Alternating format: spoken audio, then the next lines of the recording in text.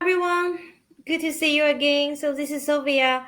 I'm the CEO and co-founder of Mira, and today is the our webinar about the what comes before menopause. This is a different topic than what we usually talk about, but I think when many of us trying to conceive, and we like to know how is our fertility level doing? Do we have enough ovarian reserve?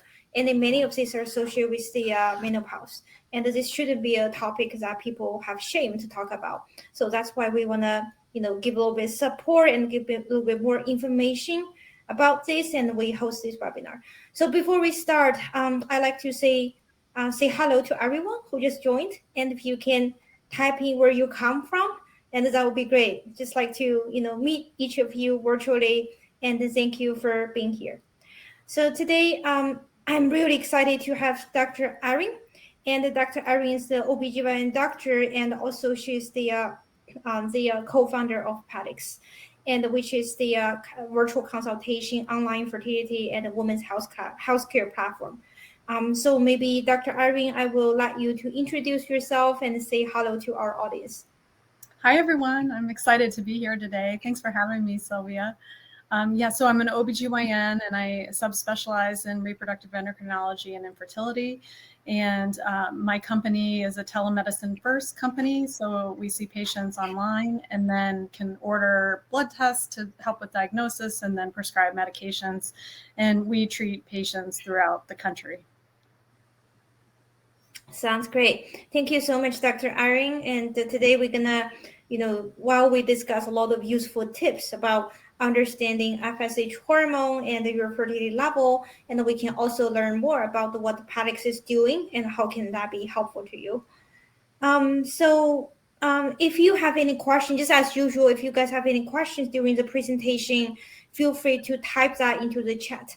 And we will mark them as questions, and we will take all questions at the end of this presentation. And there is a little bit disclaimer before we go to our presentation. All information we're trying to share here is trying to give you as a consultation. It's not really to replace the doctor's advice or physician's advice. So don't treat it as your medical advice. And also, I have some poll for you. So if you're, can help me to fill them, and that would be great. We just want to understand more about you, so the content and our conversation today can be more tailored to, what you are looking for. So there are gonna be 4 questions on the screen. Let me see. And you should say that. And thank you for filling that in. Okay. Okay, great. So for the first question, why is this topic relevant to you? And most of people, 53% of them because we want to know if I'm in the perimenopause. Thank you for that answer. And another 20% is already in the perimenopause. And for the age of our today's audience, 57% is between 40 to 50 years old. And also 41% is trying to get pregnant. Good luck with that. And then and about 59% don't track hormone, and the 37% is the Mira user. Thank you for our Mira users to be here. Okay, great. So without further delay, I will give this stage to Dr. Erin. So Dr. Erin has a great presentation for us, and we're gonna learn more about our ovarian function and what we should be paying attention at the perimenopause. Great. So just to start with a little bit of the basics about how the ovaries are formed, one of the interesting things about our ovarian biology is that all the eggs that we have actually were made when we were in our mother's uterus, when we were a fetus and our mother was pregnant with us. So that's the time when all of these oogonial stem cells divided to give us the maximum number. And then actually, female fetuses lose most of their oocytes before we're even born. So then when you're born, that's the highest number you'll have for the rest of your life alive outside of the uterus.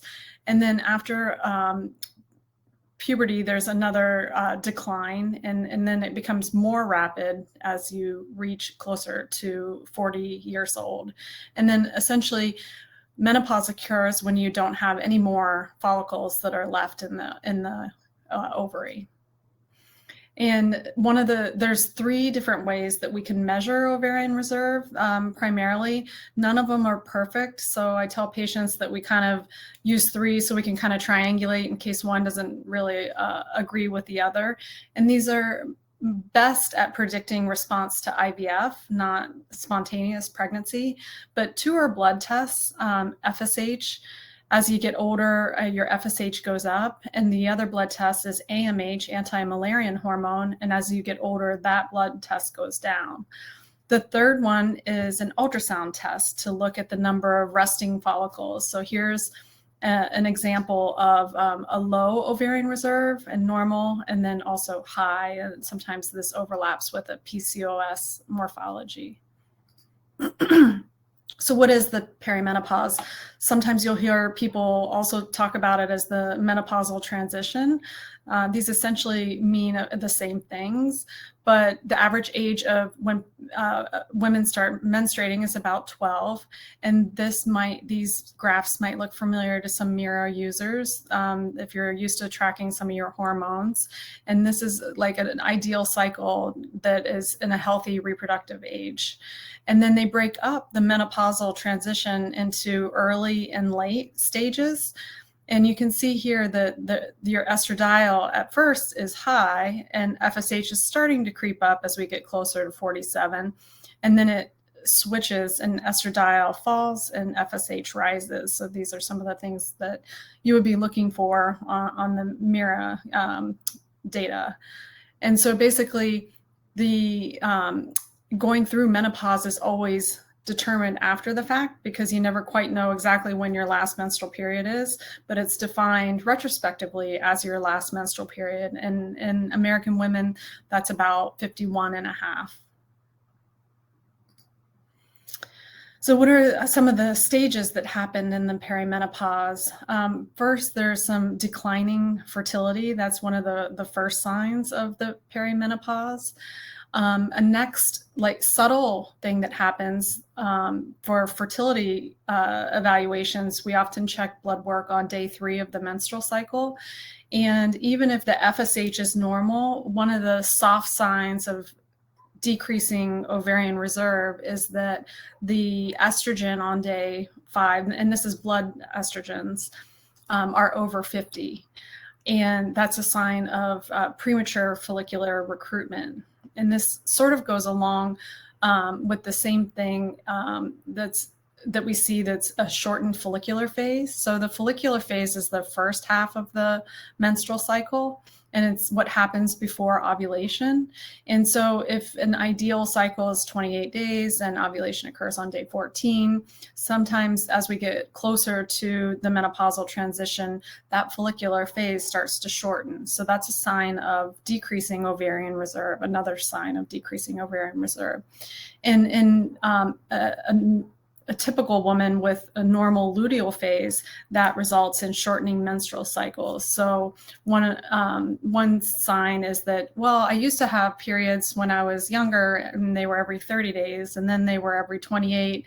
And now as I get closer to 50, they're shortening to every 25 or 26 days is a pretty typical change that we see as we get closer to menopause. And then as we get further into the menopausal transition, the menstrual cycle starts getting more irregular. So it's either shortened by 7 days or it starts spacing out, and anything can occur during this time period. And then in the late menopause, it's defined as amenorrhea or not having a period for over 60 days. And then again, that menopause age is the final menstrual period, but we never really know if that's going to be the last one until retrospectively. But that would be the final step. So one of the most important hormones that we focus on in the menopause is estrogen, and it's responsible for many of the symptoms that we see in the perimenopausal and postmenopausal transition. And here's just a graph kind of showing estrogen levels over time of our age. And menopause, people who have more severe menopause symptoms tend to, or people who have earlier symptoms tend to have them longer also. So if your symptoms are starting up to 10 years before your last menstrual period, then you're probably going to be closer on the side of having symptoms for longer. Some women don't have very many symptoms at all. But there's a whole host of things that estrogen does and can affect. And here are some examples: hot flashes, night sweats, typically defined as like you have to get up and change your pajamas, you're so soaking wet. And one of the hallmarks of the menopausal transition and this lower estrogen is really poor quality of your sleep. It's not just because you're waking up with hot flashes and night sweats. It's actually that even if you're asleep, the lack of estrogen is not giving you as restful and restorative of sleep. Another common and very specific symptom of low estrogen is actually word finding difficulty.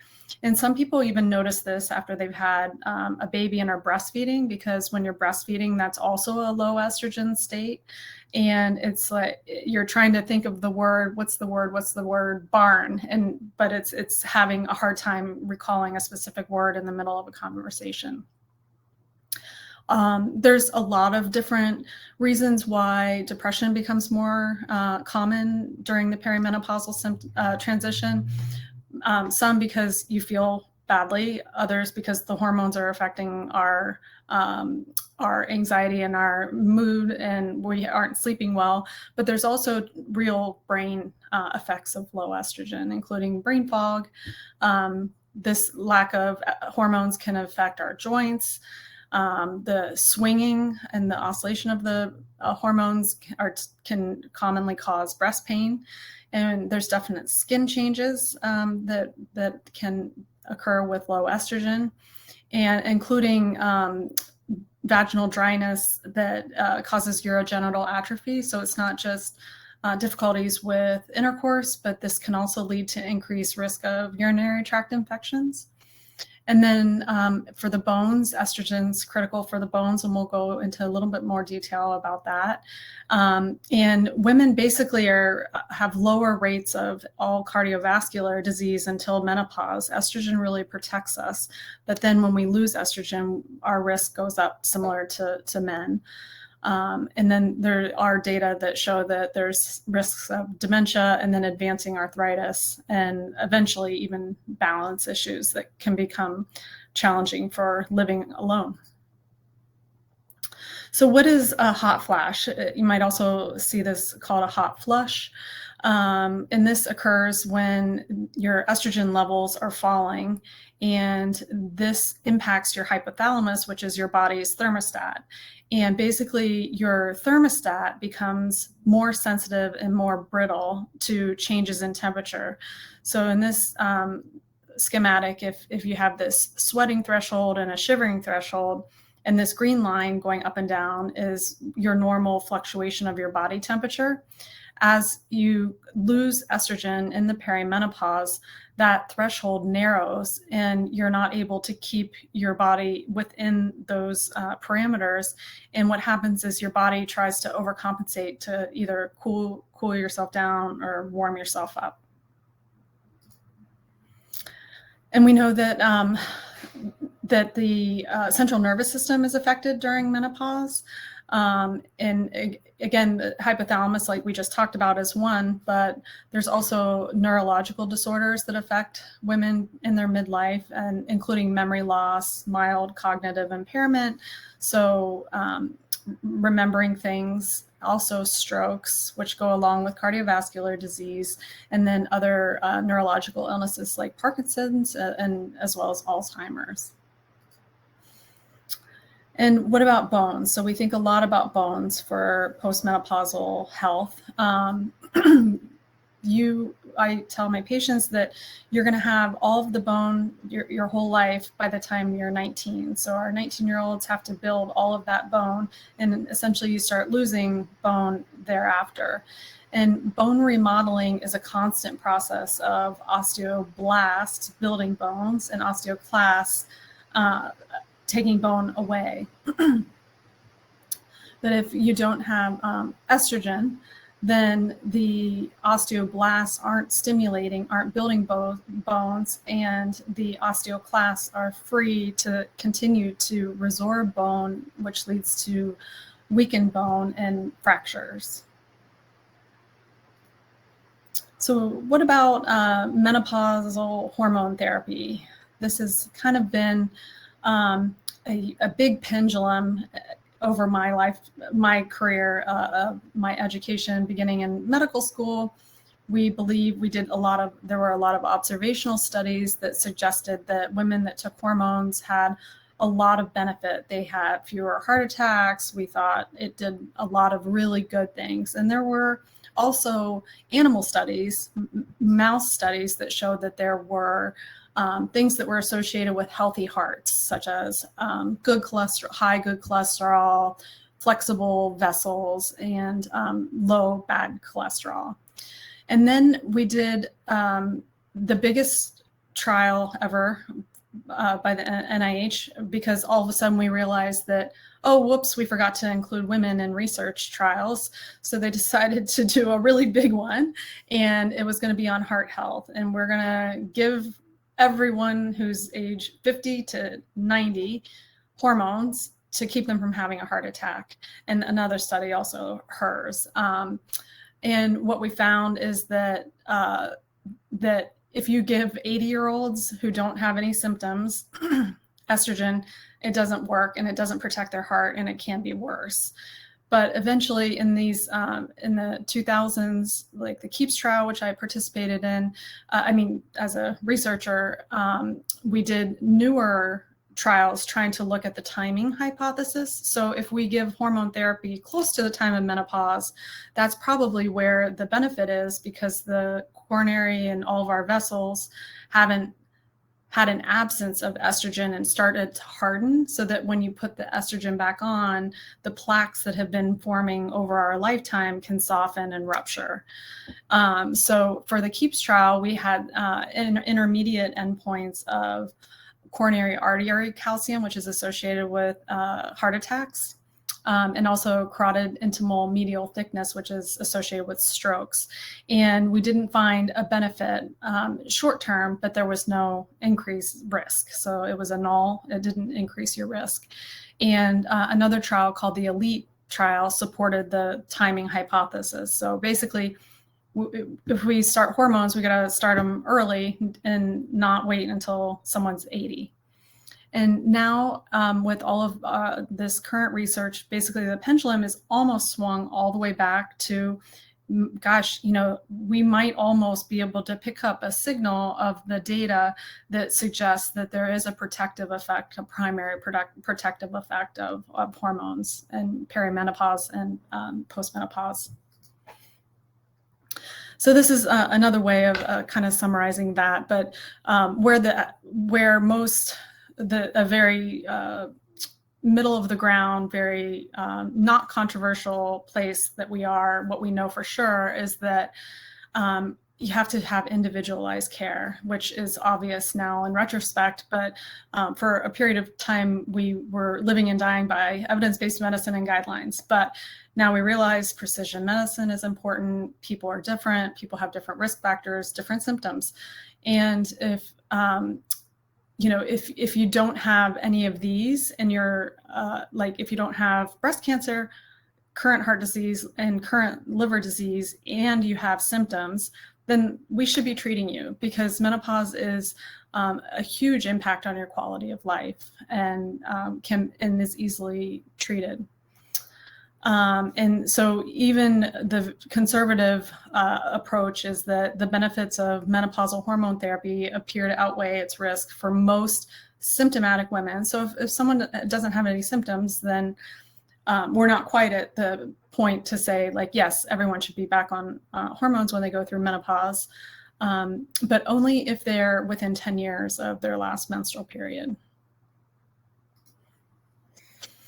So how does this work? One of the things we know is that estrogen stimulates the lining of the uterus. And if estrogen is unopposed, then it can go from a normal thickness to hyperplasia, or thickening, overgrowth of the lining of the uterus.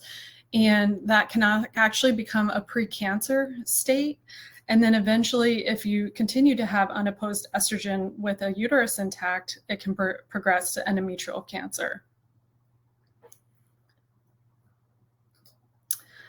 And the way that we protect against this is actually progesterone. So again, a lot of you are Mira users, you're following these levels and may kind of notice that, this green line here is estrogen in the follicular phase.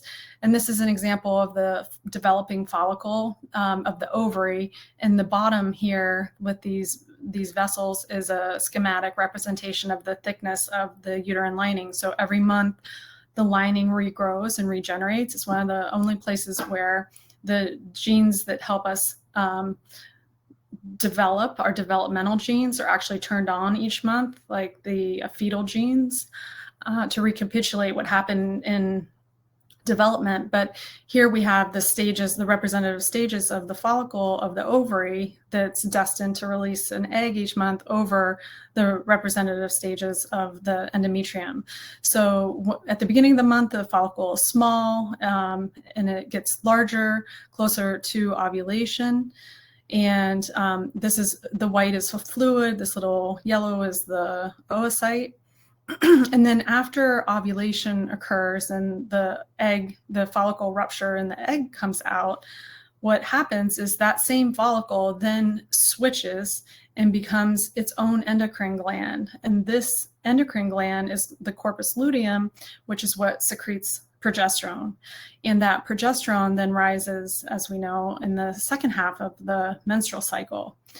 But it's actually a falling progesterone level.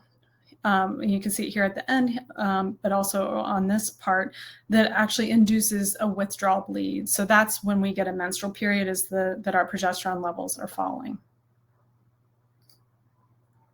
So the risk of cancer is essentially what determines what type of hormone therapy would be appropriate for you. So if you've had a hysterectomy, then you don't need progesterone.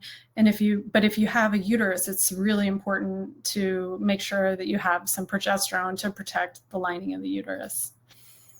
And in that big women's health study trial that they did for women who were under 60, they went back and looked at only the younger women once we realized that the design didn't make sense. They actually have lower all-cause mortality. So women that took combined estrogen and progesterone died less. Now, it's not all good. There are some risks. There were a slight additional risk of coronary heart disease. There were a couple of additional invasive breast cancers, a little bit of excess stroke, and pulmonary embolism. But there's some of the things that we don't think about. There's lower colorectal cancer, lower hip fractures, and fewer osteoporotic fractures overall. But the surprising part of the WHI, which again, I'm diving into a little bit because it's one of the largest studies that we've ever done. And these were with synthetic estrogens, and we have improved also the regimens that we can do. But if you don't have a uterus, for women that had estrogen alone, we used to think that proliferation effect that we were talking about on the lining of the uterus also happened in the breast, and that was where our risk of breast cancer came.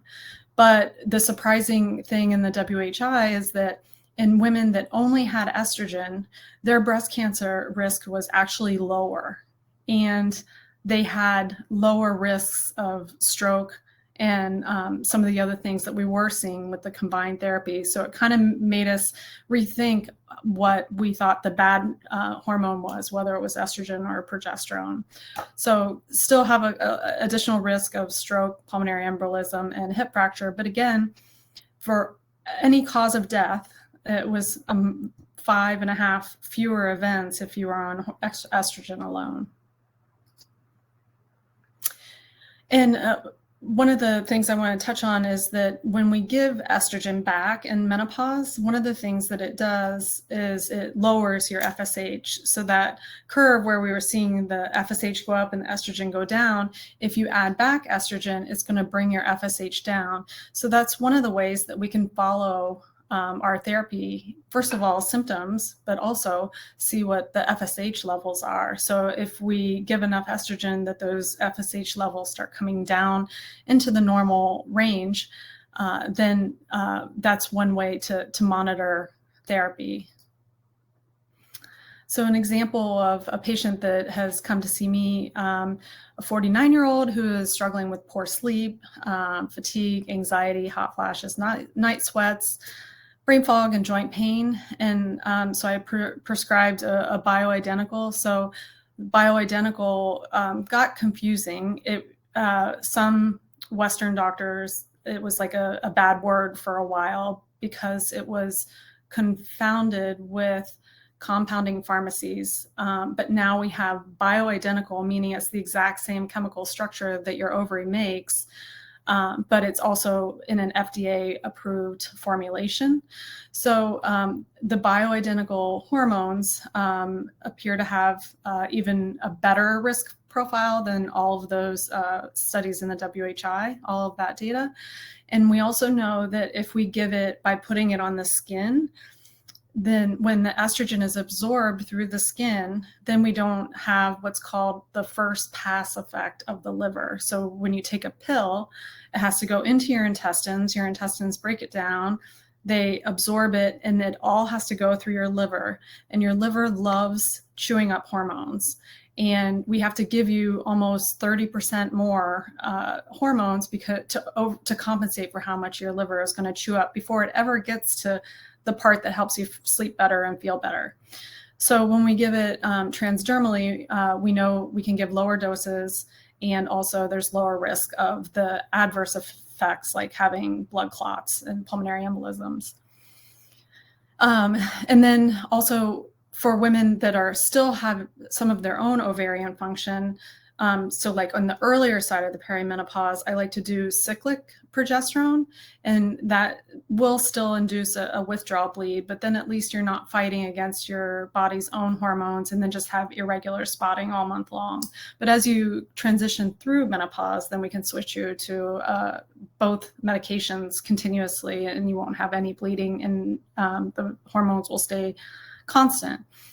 So the way we do this is we start with the lowest dose, and then we titrate up until we get symptomatic relief. So the strategy that most people agree on is the lowest effective dose to help with symptoms and quality of life and make this not a miserable time in our life for the shortest amount of time possible. So typically we'll do this for 5 years, talk about how we're feeling, maybe do a trial coming off and see if those bothersome symptoms are still there.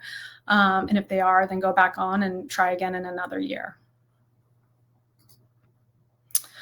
So just to touch, I've had the pleasure of seeing some of Mira's patients, which has been really awesome when they come with all of their data. And I know exactly, it's way more, I love hormones and I love lots of data points. And it's really nice to be able to say like, oh, wow, this is what happened last month and this month and have all these data points. But we're a telemedicine first company. So we really focus on trying to improve access in the United States. We have a shortage of GYN doctors. We have a shortage of infertility doctors.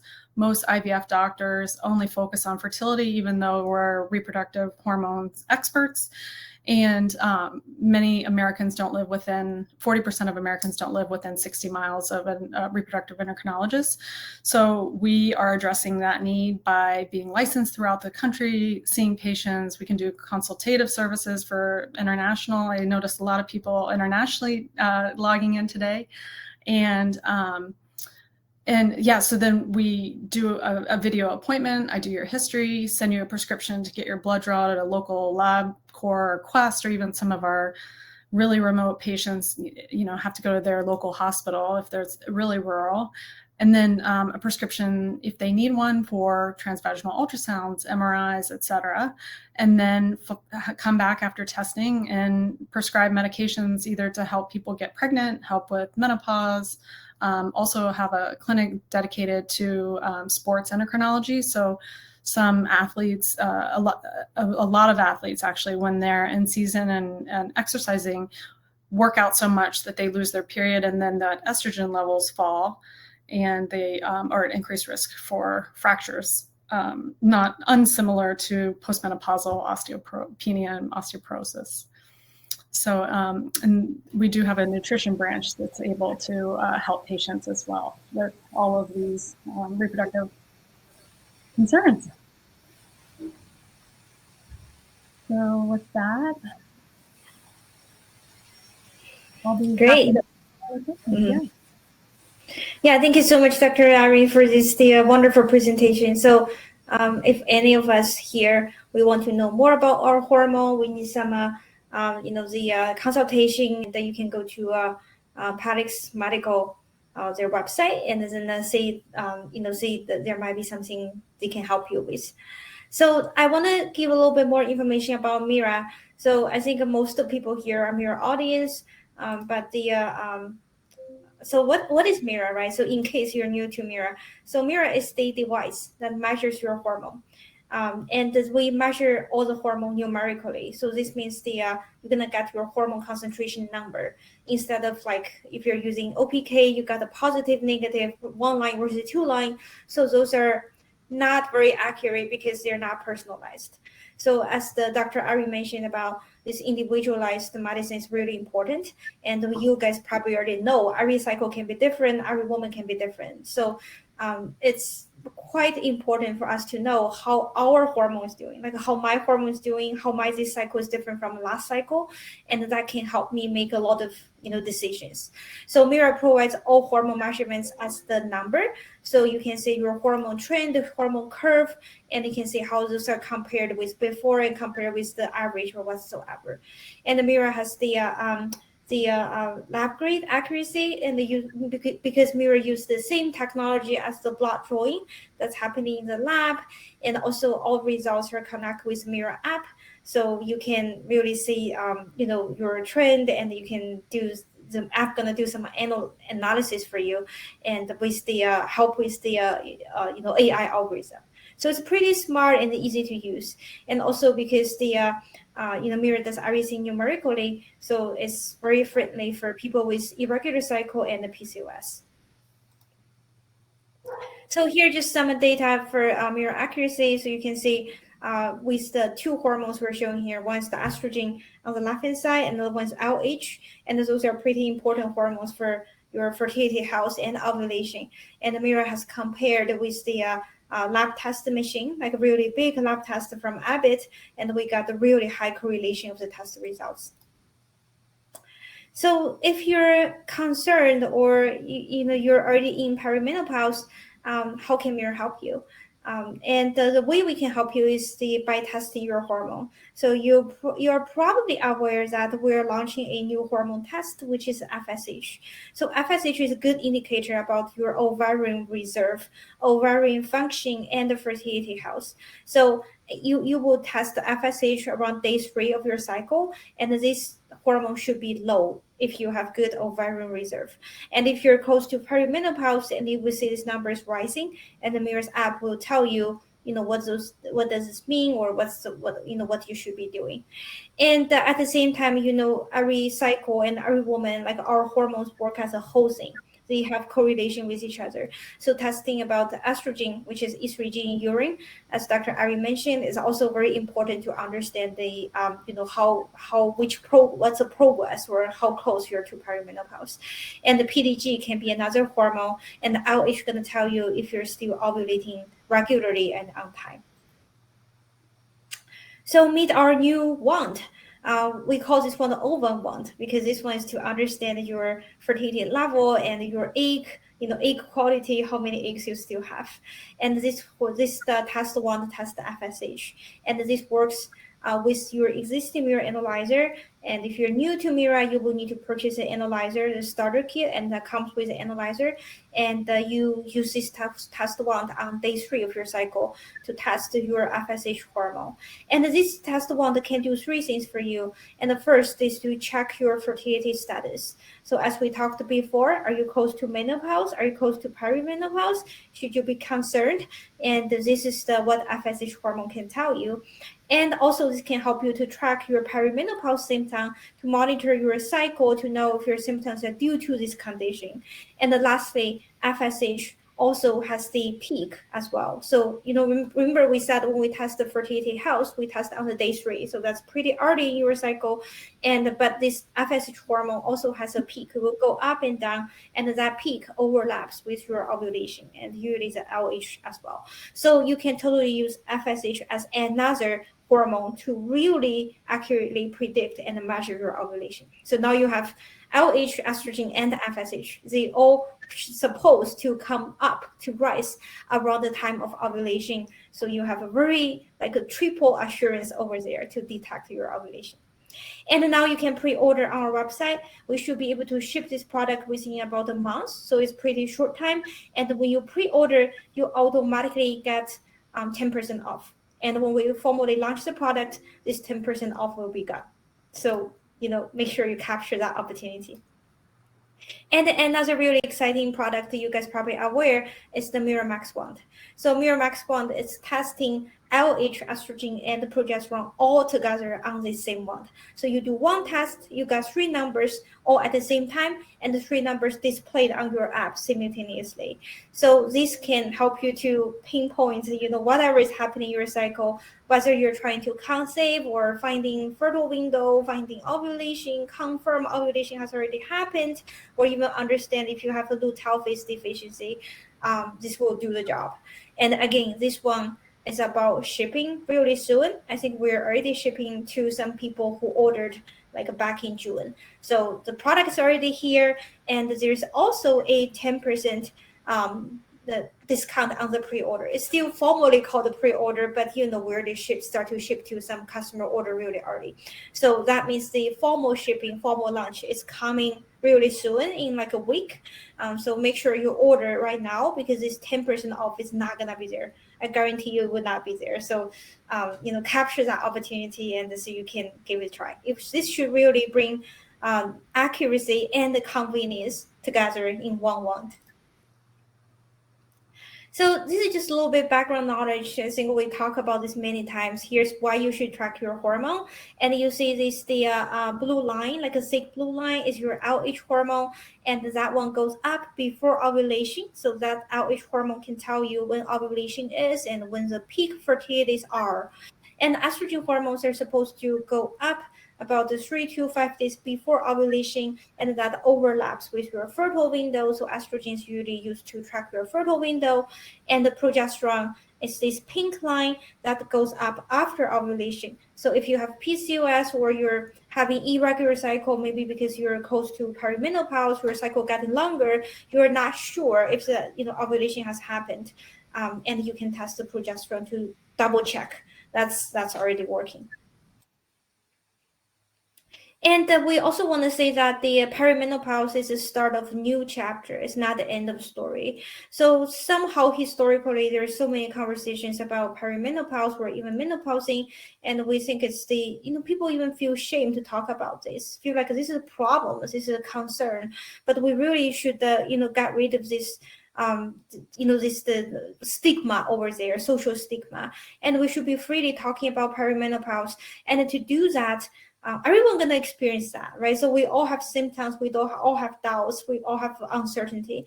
So to go through this difficult time, we think it's very important to get more information. We collect the data and we understand, we do some research, and we put this into this scientific perspective.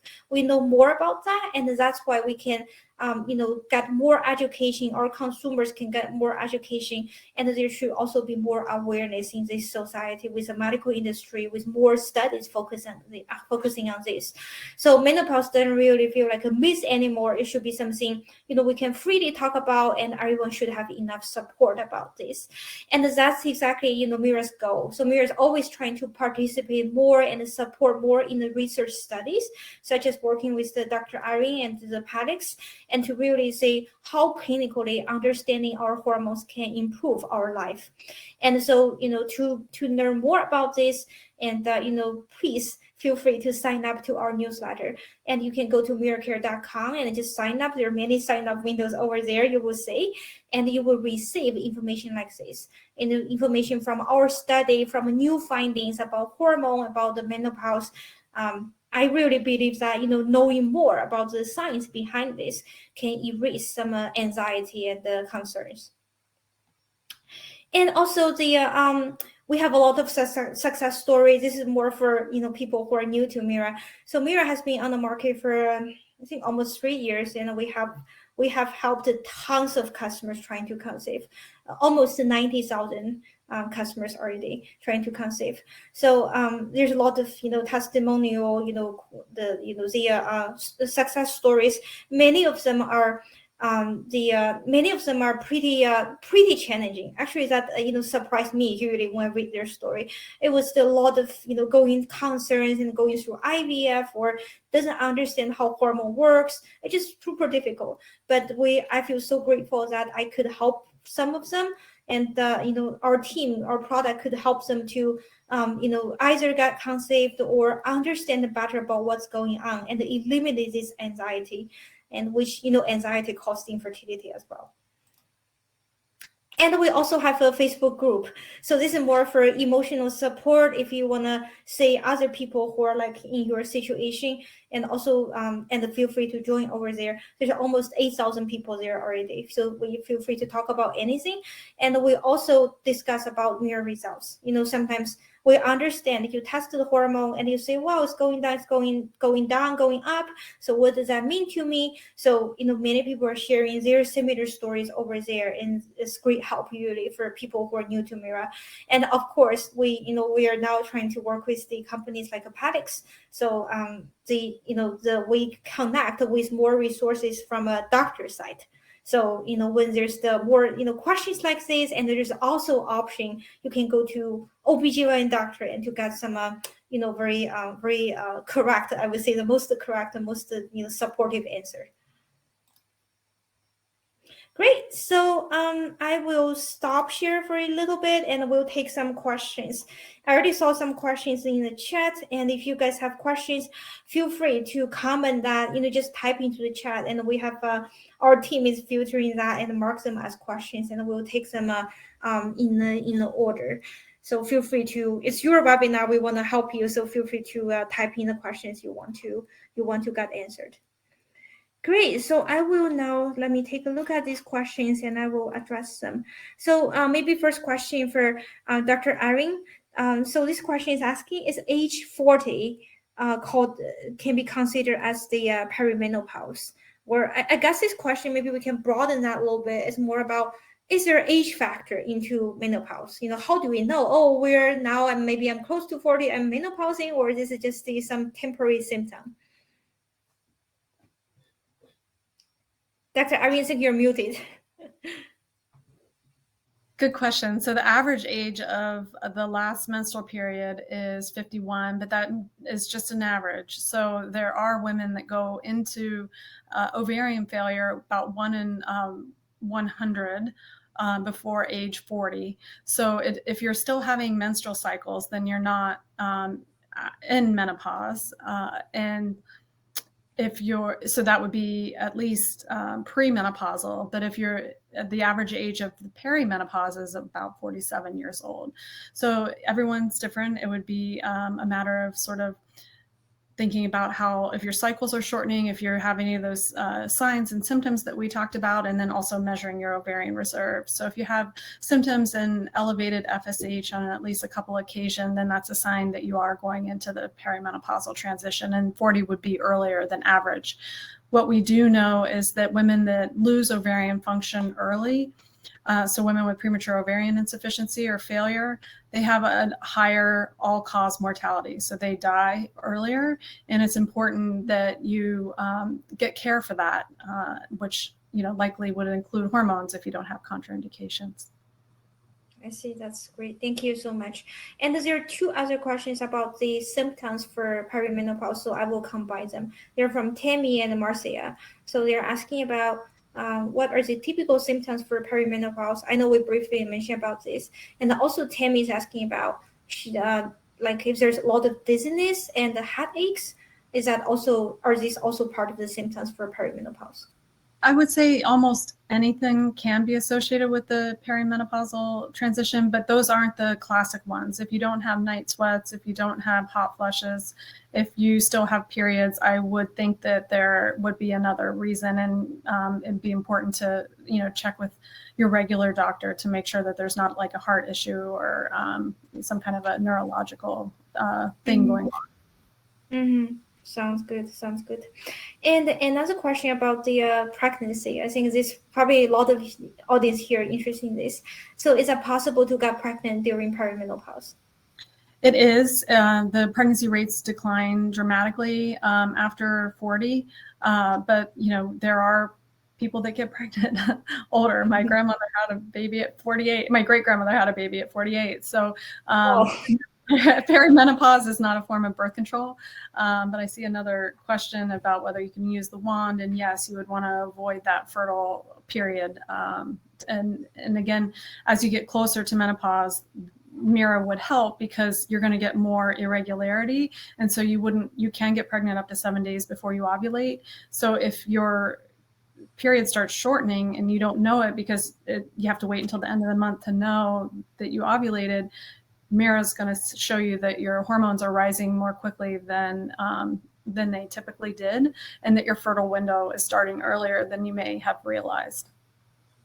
Yeah, thank you for addressing that as well. So, just to add on this Caroline's question, you could use the Miramax wand. I would really recommend that one because that has the LH estrogen and the progesterone all on the same wand. So it's basically the maximize your chance to accurately capture your fertile window.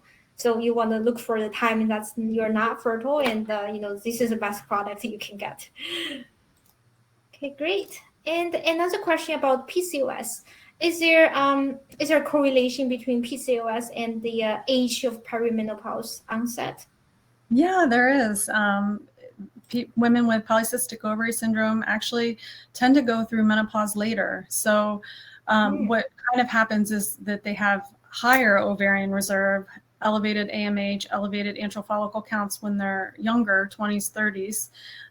And then that seems to translate into a longer time before they run out of those. So sometimes women with PCOS, if they have irregular cycles when they're younger, when they get into their 40s, now they start having, they kind of, some people will say like, it burns out a little bit and they start having normal cycles for the first time in their life. But yeah, that the upside of that additional ovarian reserve is that you go through menopause later. So one of the controversies in our field is that women with PCOS are associated with higher risk factors that have been linked with heart disease, such as high blood pressure, high cholesterol, inflammation, stroke, but we haven't gotten good data that shows that the heart attacks and the strokes actually happen higher in women with PCOS. And one theory is that it's because of those additional years of estrogen is sort of leveling the playing field and protecting women with PCOS and protecting their heart. Understood. Another question from Marcia.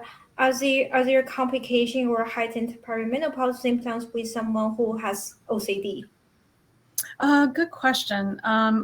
I think if you have any underlying tendency for neurologic or, psychiatric issues, then I think the fluctuations and the stress of going through perimenopause, the changes on your body can make things worse. I could see how that definitely would happen, but it wouldn't necessarily happen in everyone. I think, like every stage in our life, I feel like I tell patients that you figure out your body finally, and then every 10 years it changes. And often your reproductive health is never what you thought it would, something always surprises you. So I would say that yes, there's a chance, but there's no way to know for sure. Sounds good. Yeah, and Jenna asking about, is that better to have combined the hormonal pills to protect from all the symptoms of perimenopause? And she's 44 years old. So, so if you have a uterus, you definitely need progesterone and estrogen. You can either take it in a combined formulation for menopause, but what a lot of GYNs are able to do now is they have very, very low dose birth control pills. And so birth control pills are going to be synthetic hormones, but as you are getting closer to 45, 47, some OBGYNs will transition you from a regular birth control pill down to a low dose one.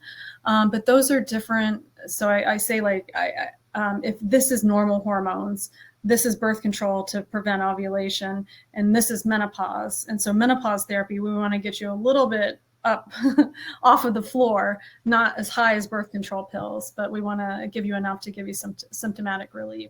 So when you're earlier in the perimenopausal transition, I like to give the 10 days of progesterone each month, or cyclic progesterone, because then you have a predictable bleed and you're not fighting against your own ovaries and what they're trying to do until you get later in the menopausal transition. And then it's easier to do a combined regimen, either with bioidenticals or a synthetic preparation. Sounds good. Very good. Thank you, Dr. Erin. And I think we can take a couple more questions before we go to some final slides. So there is a question about irregular cycle. So Kari's asking about if they have irregular cycle and they don't have ovulation, like we basically go through a period without ovulation, and how the hormone will be showing.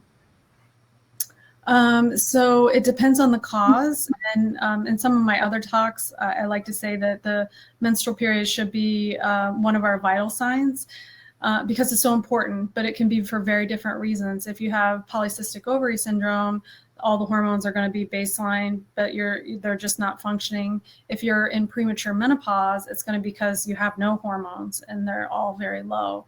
And the easy way to check that is to do a Mira or blood test for ovarian reserve, and then you kind of can see from the history sort of why.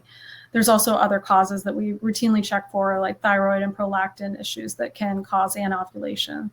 So it's reproductive endocrinology. It's what we do. It's our jam. So feel free to schedule an appointment. Sounds great. Maybe one last question. So there are a couple people asking about what are some reasons someone can get the perimenopause early, or another question is about, is there anything we can eat or some product we can take to postpone the perimenopause timing? So the causes, a lot of times it's idiopathic, meaning we don't know why people go through early menopause. One thing, if your mom and the sisters and women in your family go through menopause at either early or late, then we know that those patients will tend to be closer to their female relatives. One of the tests that we check for that's important to know is if you have something called Fragile X premutation, and that's associated with premature ovarian insufficiency. And it's a premutation, meaning that it can get worse if you have a male baby. So if you were to get pregnant, then a male can have a mental retardation condition. So it's important to test.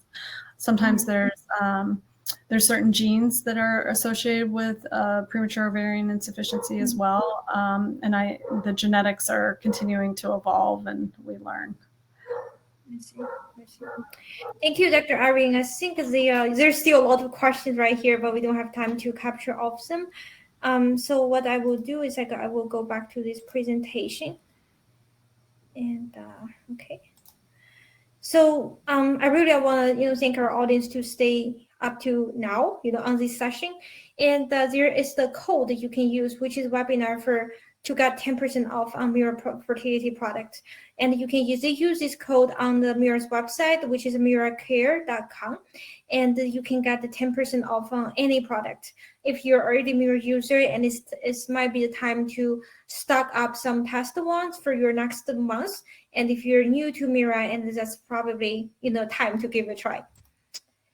And also, I'd like to have Dr. Irene. Can you talk a little bit about Pelex, where people can find you? Where maybe there's some special program for first users on Pelex. Yes. So you can find us on our website at pelexmed.com, pelexsports.com, pelexmenopause.com, and pelexnutrition.com, and also on Instagram at pelexmed. And there's a link in our bio that you can book an appointment directly. I also do free 15-minute consults to see if Pelex is right for you. And we also have options that we call contactless labs. If you don't want to talk to anyone and you just want to get your hormones checked, then we can give you a prescription for that. And you're able to take that to a local facility. And so we do a history over telemedicine, give you the orders, prescriptions for blood work, medicines, and get you started. Sounds great. And then, great. I really want to appreciate everyone to be here today. So now I'm going to put the last poll on our screen. Actually, there are two. So if you could help me to feel, and I really appreciate that. This is really to understand how we have done. And if you like this webinar, you think it's helpful to you, and how do you rate it? So please help us to get some answers. There should be two polls on the screen right now.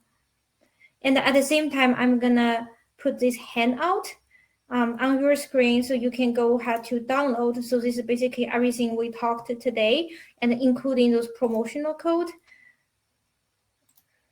Okay, so yeah, so thank you so much. I already got 96% people saying they would want to watch another webinar from Mira or recommend to their friends. So thank you so much for that. So I really hope this is helpful to you. And I know there's some further question if that's about Mira, and feel free to email our support, which is support@miracare.com. And if that's for Pelex, and there's a link on the chat, and you can go there and find where they are. And I really hope they can be a additional tool for you. With Mira to really understand your cycle better. And this will be recorded, and this webinar is recorded and will be replayed on YouTube, and also you will get a copy of the link to your email inbox. So if you want to rewatch, and you know where to find us.